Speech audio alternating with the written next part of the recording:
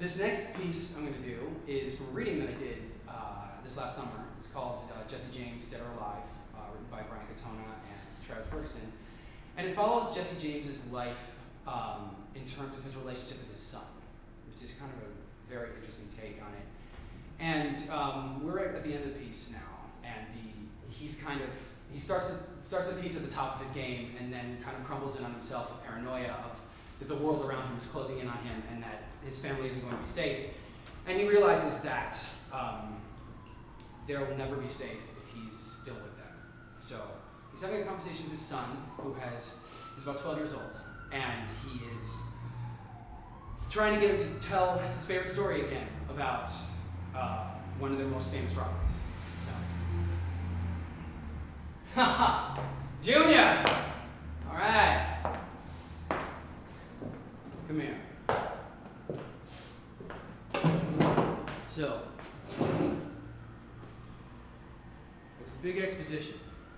Thousands of people had come from miles around, see all sorts of new machines and inventions from all over the world. 60,000 people came a day. It's twice the population of Kansas City itself. And as all the people were leaving the tents, me, and Uncle Frank, and Uncle Paul, we rode up. We were pretty daring back then. Right in front of everybody, we rode up, guns raised above our heads, and I got off my horse, and I walked up to the man selling tickets, and I pointed my gun right at him, and you know what he said to me? "Sorry, sir, the exposition is closed." That's right. So I grabbed the cash box, had all the money inside, we made off in a daring escape. But you know, Junior,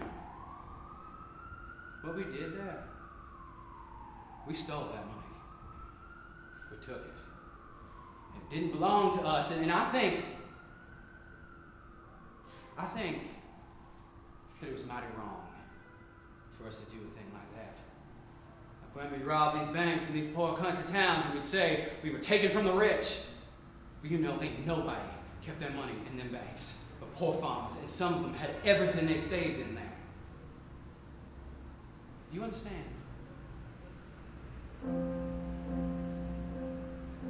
And that's what I did. Grabbed every dime, robbed good honest folk. But it was a crime. It was all that I knew. It's what I had to do, so you wouldn't have to. Robbing a bank, stopping a train.